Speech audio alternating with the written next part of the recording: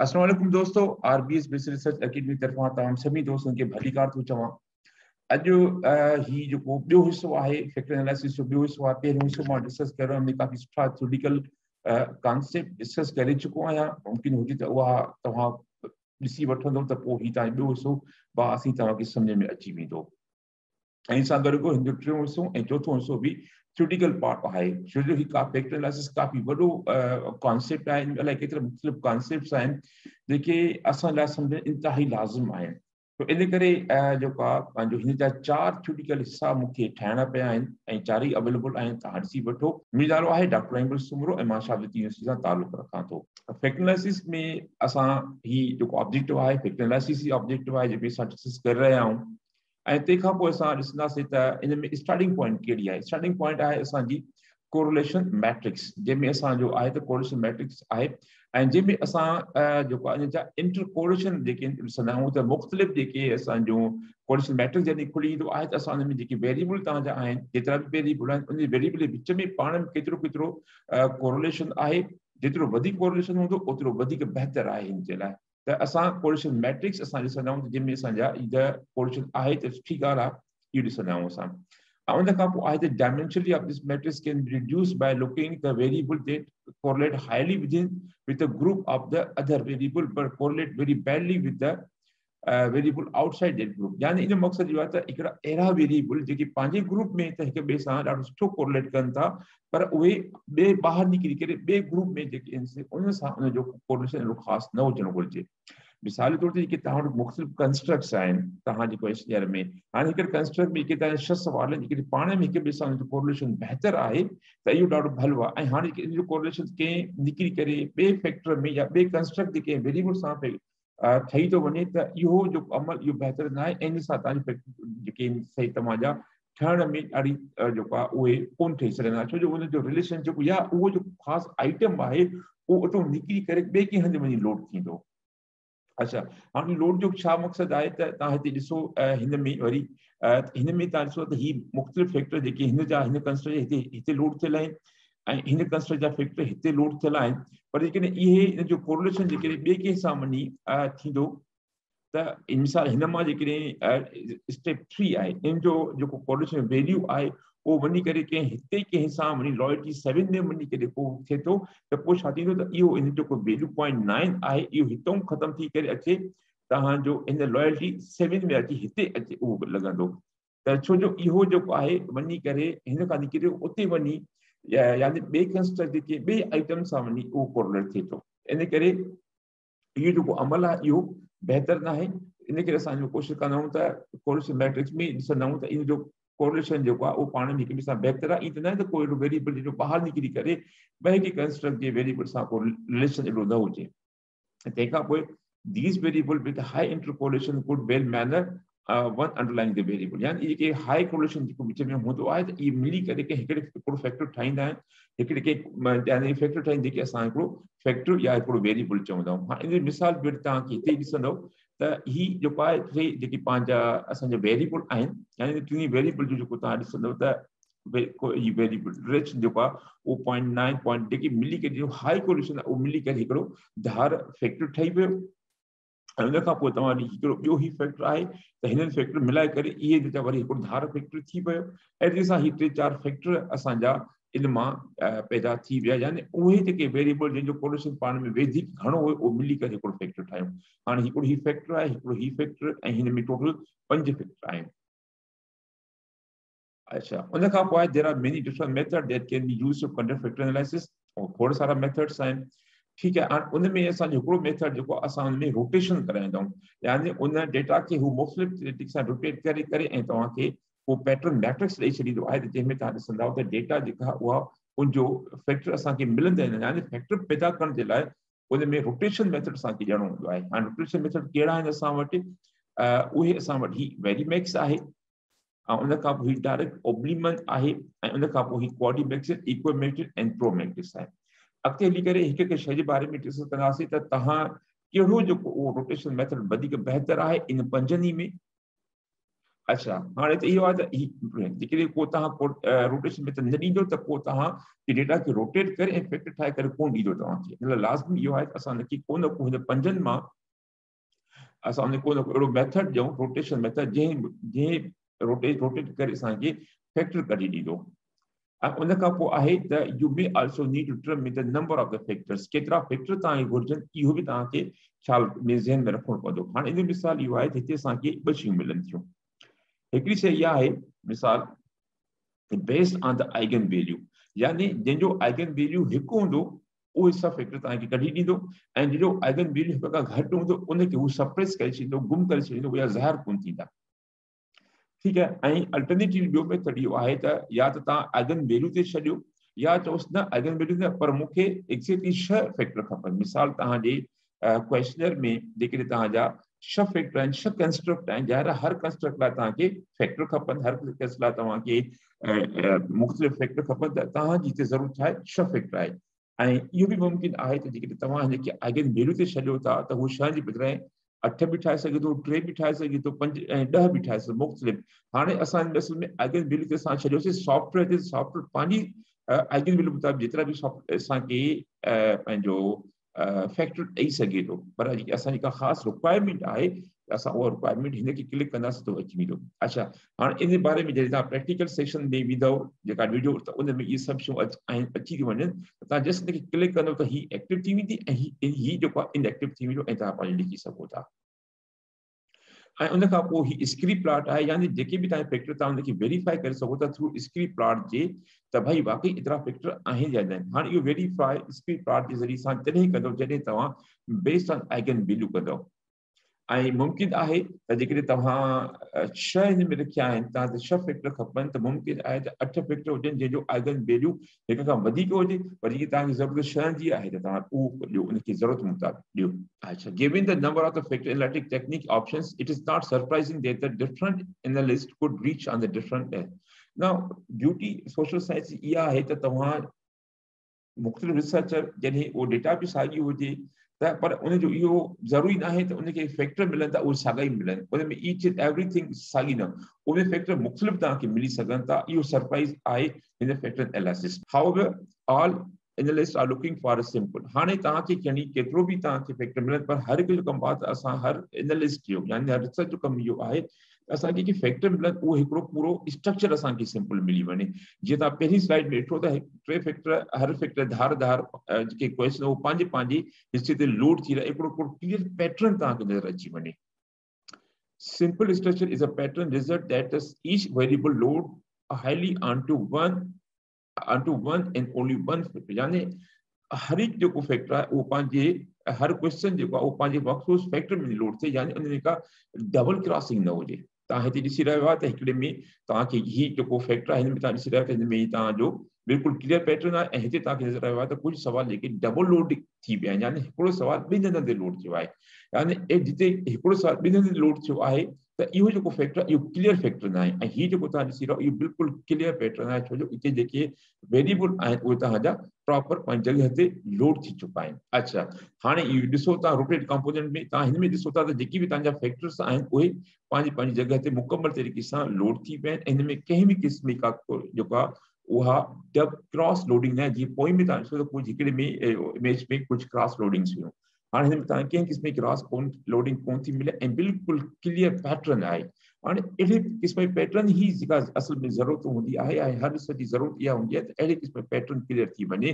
हाणे तव्हांखे जेके आहिनि से मुख़्तलिफ़ जेके सुवाल आहिनि उहे मिली करे तव्हांजो मुख़्तलिफ़ फैक्टर ठही विया। हाणे तव्हां उन फैक्टर खे मिलाए करे तव्हां को बि नालो ॾेई सघो था। हिनखे ॾिसंदव त हिन में अक्सर जेके लेबल में वञी करे स्पेसिस में ॾिसंदव त लेबल जेके उहे कहिड़े कहिड़ा सुवाल आहिनि, उहे तक़रीबन तव्हांखे ईअं महसूसु थींदो त जेके तव्हांजी प्रॉपर डेटा कलेक्ट थियल सही तरीक़े सां, त जेके साॻी नेचर जा सुवाल आहिनि उहे मिली करे हिकिड़ो फैक्टर ठाहिनि था, ॿी साॻी नेचर जा सुवाल मिली करे ॿियो फैक्टर ठाहिनि था, ऐं तव्हां इन खणी करे ऐं तव्हां फर्दर एनालिसिस में वञी सघो था। हाणे फर्दर एनालिसिस कहिड़ा थी सघनि था? मिसाल तव्हां इन्ही डेटा ते मल्टीपल रिग्रेशन रन करे सघो था, इन्ही डेटा ते तव्हां लॉजिस्टिक रिग्रेशन थी रन करे सघो था, ऐं इन्ही डेटा जो तव्हां CFA confirmatory factor analysis run करे ऐं उन खां पोइ तव्हां इन्ही डेटा खे तव्हां खणी वञी स्ट्रक्चर इक्वेशन मॉडलिंग में तव्हां इन ते उहा SEM structure equation modelling run करे सघो था कंहिं बि सॉफ्टवेयर में। हाणे आहे त factor analysis is a technique requires a lot। हाणे ॻाल्हि वरी बि इहा अची त सैंपल साइज़ छा हुजे, यानी ही जेको टेक्निक आहे इनखे तमामु वॾो सैंपल साइज़ खपे। अच्छा, उन खां त factor analysis is based on the correlation matrix of the variable involved। correlation usually need a large sample size before this slide। जेतिरा तव्हांजा वधीक वॾो तव्हांजो डेटा सेट हूंदो ओतिरो ई जेकी कोरिलेशन जा वैल्यूज़ उहे स्टेबलाइज़ हूंदा, ओतिरो सुठा तव्हांखे कोरिलेशन जा वैल्यूज़ मिली वेंदा। हाणे असां हिकु मिसाल तरफ़ हलूं था त इन फैक्टर एनालिसिस खे कीअं सम्झिजे। हिकिड़ो मिसाल आहे त मिसाल असांजो आहे ॾाढो उमूमी आहे त एस्पीसिस जी एंज़ाइटी जो क्वेश्चन आहे। हाणे एस्पीसिस जॾहिं असां सिखंदा आहियूं त हिकिड़ी असां में एंज़ाइटी पैदा थी सघे थी। ज़रूरी न त हर माण्हू में पर तक़रीबन स्टूडेंट में एंज़ाइटी पैदा थी वेंदी आहे त यार इहे एॾा ॾुखिया कॉन्सेप्ट्स आहिनि, हिकु शइ जो कीअं मां सम्झंदुसि। ऐं हिकु छो जो हिन जे स्पीसिस में जेके तव्हांजी स्टेटिस्टिक्स जा कॉन्सेप्ट क्लियर आहिनि त ॾाढो आसानी सम्झी वेंदो। ऐं स्टेटिस्टिक्स खे सम्झणु हर बंदे जी जेको आहे उहो शायदि मिज़ाज दॿी हुजे, इन करे हिकु क़िस्म जी एंज़ाइटी पैदा थी वेंदी आहे। उन एंज़ाइटी खे एड्रेस करण लाइ हिकिड़ो क्वेश्चनियर जेको आहे उहो डेवलप थी चुको आहे ऐं उन ते असां इहे कमु कंदासीं। उनजे लाइ हीउ डेटा आहे SAQ डेटा। इहा डेटा तव्हांजी वेबसाइट ते बि अवेलेबल आहे ऐं न त मां इन डेटा जेको आहे हिन जेको पूरी सीरीज़ आहे सीरीज़ हर हिकु में मां उनजी लिंक रखी छॾी आहे, उतो बि तव्हां उन डाउनलोड करे ऐं तव्हां इनखे प्रैक्टिस करे सघो। Like statistical anxiety questionnaire. Students' anxiety towards a species shall be measured using 23 questions। असां 23 सवालनि जिन जी ज़रिए सां असां उनजी एंज़ाइटी लेवल केतिरी आहे उनखे मेजर कंदासीं। अच्छा, the questionnaire can be used to predict the individual anxiety level learning species। हाणे इन में असांजा कहिड़ा आहिनि? Furthermore, the factor structure behind anxiety to use species shall be explored।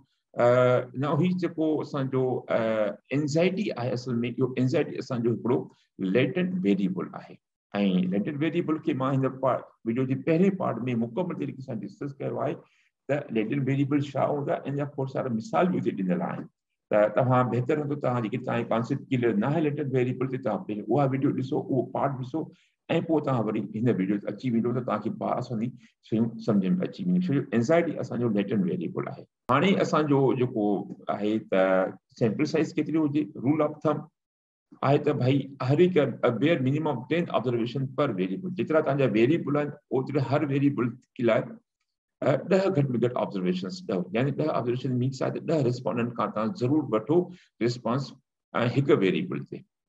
हाणे जेकॾहिं तव्हांजा केस जेके 50 आहिनि केसिस आहिनि त इहो ॾाढो पुअर आहे, यानी इहो जेको सैंपल एडिक्वेट न आहे तव्हांजी फैक्टर एनालिसिस लाइ।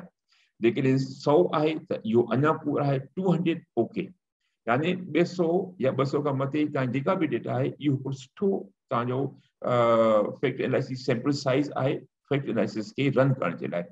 300 घोट आहे, 1000 त ज़बरदस्त आहे। मिसाल ही तव्हांजी पूरी रेंज आहे जंहिंमें तव्हांखे घटि में घटि तव्हांखे फैक्टर एनालिसिस रन करण जे लाइ उमूमी तौर ते तव्हांखे 200 या इन खां मथे सैंपल साइज़ खपे, तॾहिं तव्हांखे फैक्टर एनालिसिस बहितर जेको आहे उहो तव्हांखे रिज़ल्ट मिलंदा। फैक्टर एनालिसिस ॾिसो सॉफ्टवेयर जो कमु आहे तव्हांखे रिज़ल्ट ॾियणु, उहो 50 ते बि तव्हांखे रिज़ल्ट ॾींदो पर उहो रिज़ल्ट जेके उहा स्टेबल रिज़ल्ट न हूंदा, वैलिड न हूंदा। In this example, I have included many quiz options. While you may wish to use all these options, I have included here them here to aid in the example। हाणे explanation के लिए add कला जेकी भी option मां हर option के discuss कयो आहे ऐं ज़रूरी न आहे त हर जेको ऑप्शन आहे उहो तव्हांजे लाइ उनखे तव्हां कमु बि कयो। जेके तव्हां लाइ ज़रूरी सम्झो था ऑप्शन उनखे तव्हां अप्लाई कयो ऐं जेके गैर ज़रूरी सम्झो था उनखे तव्हां न कयो। मुंहिंजो कमु इहो आहे त हिकु ऑप्शन खे मां डिस्कस कयो आहे। हाणे का ॻाल्हि हले पई त ही असांजो जेको क्वेश्चन आहे एंज़ाइटी टुवर्ड्स स्पीसीज़ कोड, उन में ही टोटल असांजा 23 वेरिएबल आहिनि, सुवाल आहिनि ऐं ही टोटल 23 सुवाल आहिनि जंहिंमें तव्हां हिनखे थोरो फारग टाइम में पढ़ंदव त तव्हांखे ही जेके सुवाल आहिनि उहो तव्हांजो एंज़ाइटी जे मुख़्तलिफ़ टाइप्स जेके आहिनि उनखे मेजर करण लाइ सुवाल आहिनि। अच्छा, उन खां पोइ ही 5 पॉइंट लिकर्ट स्केल ते जेको आहे ही असांजो वरितो वियो आहे, strongly disagree to strongly agree, ऐं ही साॻी सुवाल आहिनि जिन ते हाणे आहे पूरो हिकिड़ो असां वटि प्रोसेस आहे त भई असां फैक्टर एनालिसिस कॾहिं हिकिड़ो प्रोसेस कहिड़ो आहे, कहिड़ा स्टेप्स ऐं किथे असांजो फैक्टर एनालिसिस ज़रूरी न आहे। इन वाले खां सब खां पहिरियों आहे त इनिशियल चेक्स असां कंदासीं, लेकिन उन में असां कामयाब वियासीं असां मेन एनालिसिस पे वेंदासीं ऐं पोइ असां पोस्ट यानी एनालिसिस यानी पेट एनालिसिस रन थी वियो त उन खां पोइ असां वरी पोस्ट एनालिसिस असांजो कहिड़ो प्रोसीजर आहे इहे टे शयूं इन में डिस्कस कंदासीं। सब खां पहिरियों असां इनिशियल चेक में अचूं था त असांखे सब खां पहिरियों चेक करणो पवंदो त सैंपल एडिक्वेट आहे या न आहे। ऐं जीअं मूं तव्हांखे ॿुधायो त जेकॾहिं उनजी सैंपल साइज 300 आहे 200 आहे दैट्स ओके, 300 आहे त ॾाढो सुठो आहे। हाणे उहो तव्हांखे कीअं ख़बर पवंदी सैंपल तव्हांजो एडिक्वेट आहे पूरो आहे हिन फैक्टर एनालिसिस लाइ या न। उन लाइ असां टेस्ट कंदा आहियूं केमो टाइसर मेल्कन ऑब्लिमम टेस्ट आहे ऐं जेका असांखे इहा ॿुधाईंदी आहे त हीउ जेको सैंपल आहे इहो तव्हांजो पूरो आहे फैक्टर एनालिसिस लाइ या न। हाणे उन जी का रेंज आहे उहा जेकी 0.7 ऐं उन खां मथे अची थो वञे तव्हांजो केमो टेस्ट जो वैल्यू त इहो सैंपल तव्हांजो बहितर आहे ऐं तव्हां हिनखे फैक्टर एनालिसिस रन करे सघो था। अच्छा, जेकॾहिं मिसाल तौर ते हिन केमो टेस्ट जेको आहे उहो 0.7 खां घटि थो अचे 0.6 आहे 0.5 आहे 0.3 आहे त पोइ छा कजे, पोइ इन जो हल इहो ई आहे त तव्हां सैंपल साइज़ वधायो, अञा वधीक तव्हां जेको आहे डेटा खे मुख़्तलिफ़ ॿियनि माण्हुनि खां तव्हां डेटा कलेक्ट करे घटि में घटि सैंपल उहो 200 खां या उन खां वधीक हूंदो त केमो यकीनी तौर ते तव्हांजो उन जो वैल्यू 0.7 या इन खां मथे अची वेंदो। उन ॿियो चेक कहिड़ो आहे त इन में कोरिलेशन बिटवीन द वेरिएबल इहो लाज़मी आहे। जेकॾहिं उन में कोरिलेशन न आहे त इन मक़सद जा तव्हां एप्पल ऐं ऑरेंज खे तव्हां कंपेयर करे ॿ मुख़्तलिफ़ शयुनि खे कंपेयर करे रहिया आहियो, छो जो हीअ जेका इंटर कोरिलेशन ते कमु कंदो आहे फैक्टर एनालिसिस बुनियादी जेको आहे उहो कोरिलेशन, जेतिरा कोरिलेशन सुठा हूंदा तव्हांजे वेरिएबल यानी कंस्ट्रक्ट जे विच में जेके वेरिएबल त ओतिरो वधीक तव्हांखे सुठो फैक्टर एनालिसिस जेको आहे या जेको पैटर्न मैट्रिक्स आहे ॾाढो क्लियर मिलंदो, न त उन में खोड़ सारा तव्हांजी क्रॉस लोडिंग हूंदी, खोड़ सारा इशूज़ ॿिया अची वेंदा। लेकिन लाज़मी इहो आहे त तव्हांजो उन में कोरिलेशन जा वैल्यू सुठा हुजनि ऐं कोरिलेशन जे वैल्यूज़ खे कीअं सम्झण लाइ स्किन आर मैट्रिक्स जॾहिं असां प्रैक्टिकल तव्हां वीडियो ॾिसंदव त उन में आर मैट्रिक्स निकितल आहे ऐं उन में तव्हां पंहिंजा जेके कोरिलेशन जा वैल्यूज़ आहिनि जेके असां उहे चेक करे सघो था ऐं उन में तव्हां सम्झी वेंदव त भाई डेटा में कहिड़ा वेरिएबल उहे तव्हांजा फैक्टर न ठही सघंदा ऐं केतिरा तव्हांजा फैक्टर ठही सघंदा। अच्छा, हाणे उनजी जेको इन में मल्टीकोनिटी जो इशू ईंदो आहे त यानी मल्टीकोनिटी इशू वरी उहा ई आहे त जेकॾहिं तव्हां इंडिपेंडेंट वेरिएबल में कंहिं ॿिनि या खोड़ सारनि में लेकिन उनजो कोरिलेशन आहे या कोरिलेशन जो वैल्यू उहो 0.8 खां मथे आहे त उहो मल्टीकोनिटी आहे। हाणे मल्टीकोनिटी खे कीअं कजे कि डिटरमिनेंट तव्हांजो मोर देन 0.0001 आहे, इन मक़सदु आहे त इन का मल्टीकोनिटी न आहे आर इस ऐं इहो तव्हांखे इन मां ख़बर पइजी वेंदी डिटरमिनेंट बाय टेस्ट मां। हाणे इन लाइ तव्हां वरी बि चवंदव तव्हां प्रैक्टिकल पार्ट ॾिसंदव त उन में तव्हां इहा शइ सम्झी वेंदव।